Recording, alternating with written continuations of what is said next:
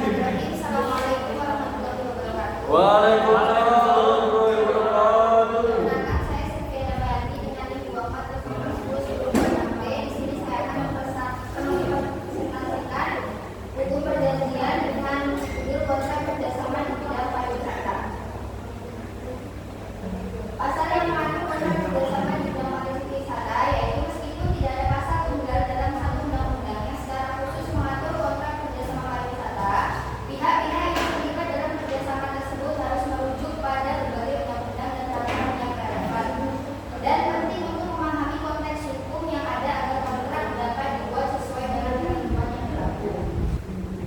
Berikut beberapa undang-undang dan peraturan yang relevan memberikan kerangka hukum yang dapat diterapkan dalam konteks kontrak kerjasama pariwisata. Yang pertama, kita Undang-Undang Hukum Perdata yaitu KUHP pasal 1320 mengatur syarat sahnya perjanjian.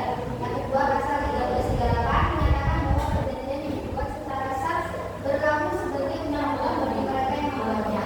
Dua, Undang-Undang Nomor 10 Tahun 2009 tentang kepariwisataan pasal 4 hingga pasal 10 mengatur tentang penyelenggaraan dan pengembangan pariwisataan yang dapat menjadi dasar bagi pembuatan kontrak kerjasama dalam sektor ini. Yang ketiga, Undang-Undang Nomor 25 Tahun 2007 tentang penanaman modal mengatur tentang kerjasama dalam investasi yang relevan bagi kerjasama pariwisata yang melibatkan aspek investasi. Empat, peraturan pemerintah dan peraturan daerah terdapat berbagai peraturan yang mengatur aspek-aspek spesifik dalam industri pariwisata, termasuk izin usaha, pengelolaan destinasi, dan perlindungan konsumen. Manfaat dari kontrak kerjasama pariwisata. Kontrak kerjasama dalam pariwisata memiliki beberapa pentingnya yang signifikan, antara lain: yang pertama, kejelasan dan kepastian hukum; yang kedua, pengaturan tanggung jawab; yang ketiga, meningkatkan kepercayaan; yang keempat, pengelolaan risiko; yang kelima, mendukung pengembangan produk wisata; yang keenam, pengaturan pembagian keuntungan; yang ketujuh, kepatuhan dalam regulasi; yang kedelapan, yaitu meningkatkan profesionalisme. Macam-macam kontrak dalam industri pariwisata. Dalam industri pariwisata terdapat berbagai jenis kontrak kerjasama yang dapat digunakan untuk mengatur hubungan antara pihak-pihak yang terlibat. Berikut beberapa jenis kontrak kerjasama yang umum dalam pariwisata. Yang pertama yaitu kontrak kerjasama operasional, mengatur tanggung jawab operasional antara dua atau lebih pihak dalam menjalankan suatu usaha pariwisata, seperti hotel, restoran, atau agen perjalanan. Contoh kerjasama antara hotel dan penyedia layanan transportasi untuk menyiapkan paket wisata. Yang kedua yaitu kontrak manajemen, yaitu mengatur pengelolaan suatu fasilitas pariwisata oleh pihak ketiga yang memiliki keahlian dalam manajemen. Pihak manajer bertanggung jawab atas operasi sehari-hari. Contoh sebuah perusahaan manajemen hotel mengelola hotel yang dimiliki oleh investor. Yang ketiga, kontrak pemasaran, yaitu mengatur kerjasama dalam hal promosi dan pemasaran produk atau layanan wisata. Salah satu pihak seringkali bertindak sebagai agen pemasaran. Contoh perjanjian antara destinasi wisata dan agen perjalanan untuk mempromosikan paket wisata. Yang keempat yaitu kontrak lisensi, mengizinkan pihak lain untuk menggunakan merek dagang, logo, atau hak kekayaan intelektual lainnya yang dimiliki oleh salah satu pihak. Contoh sebuah restoran yang menggunakan merek dagang dari perusahaan makanan ternama. Selanjutnya, kontrak penyediaan layanan mengatur penyediaan layanan tertentu seperti transportasi, pemandu wisata, atau catering. Kontrak ini seringkali mencakup rincian tentang kualitas dan standar layanan. Contoh kontrak antara agen perjalanan dan penyedia layanan transportasi untuk tur tertentu. Kedua, kontrak joint venture merupakan kerjasama antara dua atau lebih pihak menjalankan proyek tertentu dalam pariwisata, berbagai resiko dan keuntungan. Contoh dua perusahaan pariwisata bergabung untuk mengembangkan resort baru.